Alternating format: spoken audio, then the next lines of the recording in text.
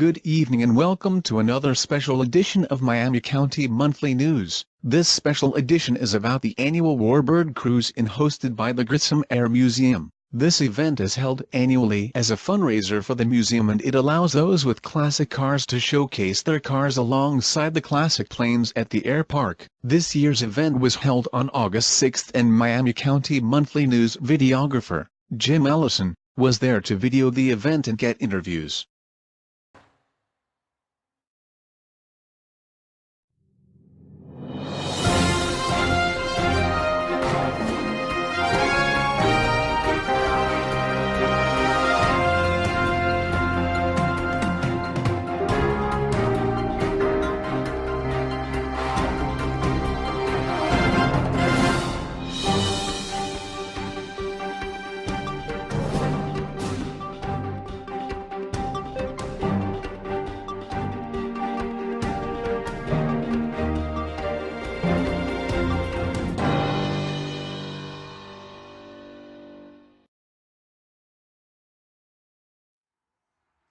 Where are we located right now? Well, right now this is a section of the museum called the Air Park, and this is where 25 static military aircraft and a security alert tower are located, which is probably, for the most part, our draw. That's the reason a lot of people come to the museum. These aircraft are on loan from the National Museum of the Air Force at Dayton and the U.S. Naval Museum at Pensacola. The tower, however, belongs to us. It actually served on base as an alert tower during the SAC era.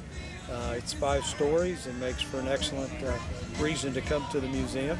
The aircraft that we have out here are both Navy and Air Force, ranging from World War II actually to current. We have an A-10, which that organization is still flying. So we are called a Warbird Park because our aircraft are supposed to be retired, but the A-10 obviously is not. And we've been doing this since the late 80s, 1987. And our founder, John Kroom, is the one credited with starting this whole organization, actually as a nonprofit in 81. And the museum planes were moved over here in 87. Fitz was added in 2004. Building was built in 91.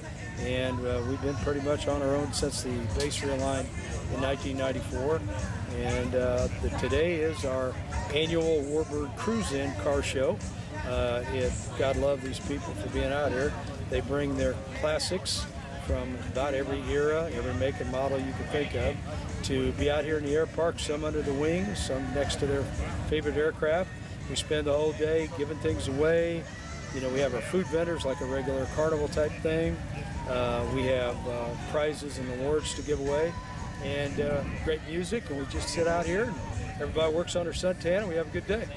Well, I know that because I started here at 9 o'clock this morning, going to get here early, and of course everybody was out here. Just a few cars were still coming in, and of course I've been here several years, but this seems to be the biggest one that you've had. Yes, and again, we're always trying to improve, because the bottom line to anything, you become a branded event and people expect certain things. So we have, again, after this one, we'll sit down and talk about what we did well and what we need to improve on. And each year we'll try to grow a little bit, get a little better. But the main thing is the people that bring their classics are our #1 priority.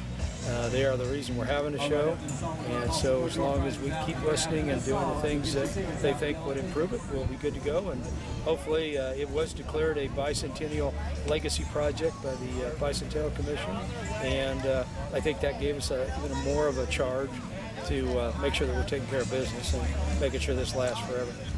Well, I know that you've made some great improvements in the last few years, and the sidewalk and the benches are, I'm just watching people just really enjoying that. Yeah, you're right. And when you say you, I want to make sure who's going to watch this, the you is a plural you. This has been done by a lot of volunteers, a lot of trustees, a lot of members of the state budget committee, the state tourism department. So it's been an evolving thing thanks to a lot of people. And we still have a lot more to do.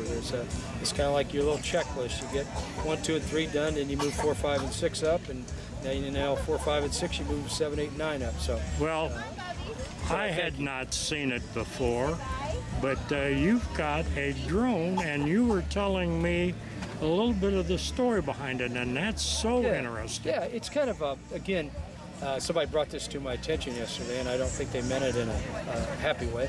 They said, "Do you seem to be more of a Cold War museum? Seem to be moving towards the Cold War?" And I tried to explain to them, if you're going to be a museum history facility, then the base history is what you build around. And we're primarily a SAC era, Cold War era base. And one of the things that we've had actually for several years in a hangar that we have is this Lockheed D-21 drone. The story roughly, and again, I don't think I'm the one that has the expertise to explain everything, but there was the U-2 Gary Powers incident where a manned spy ship was shot down.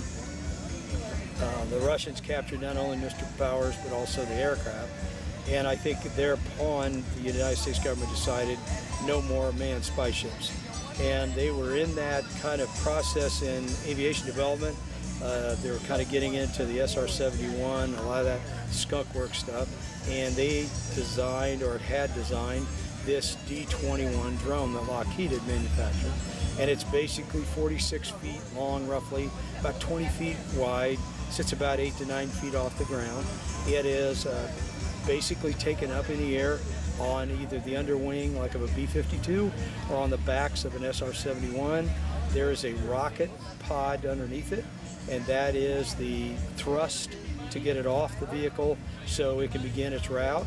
The plane's design, which again, I don't know that I've talked to anybody who designed it. I just read its history. The concept was it would fly actually over China.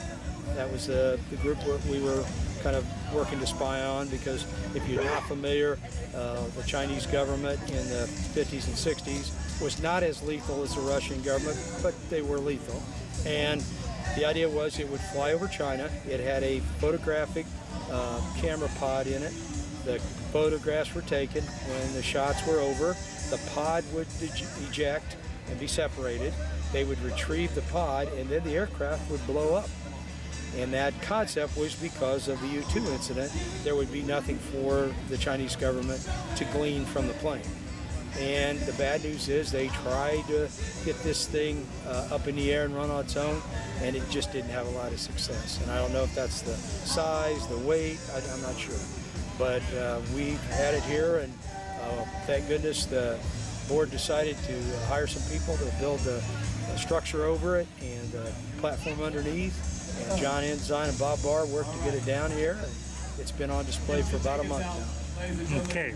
Anything else you'd like to say to the people of Miami County? I would. Number one, I want to again remind you, we just had a discussion with a gentleman here this morning. We are 23 acres of property. The museum's air park is 13, and then there's another 8-ish acres on the west side. We want to be your location for your community events. If you are in the fundraising business, you tag on to any of our events and raise whatever money you can raise, or come out on a Saturday, which is always our busiest day. Our Sundays are our second, and our Fridays are our third, and you sell whatever you're going to sell or give away whatever you're going to give away. If you're looking for a place for a family reunion, a company picnic, a regional meeting, we want to be that place, because the museum's only worth is designed by how relevant we are. And we want to make sure that people realize that we can't stand alone. We got to hold hands with a lot of people and a lot of organizations. So we want to thank the Miami County Chamber for their support. We want to thank all of our local merchants for their support. We want to thank all these people that have been here today, including the car owners. And again, we want to make sure if you have anything we can do to help you, we want to be there for you. So thank you again, Jim. We appreciate it. Thank you.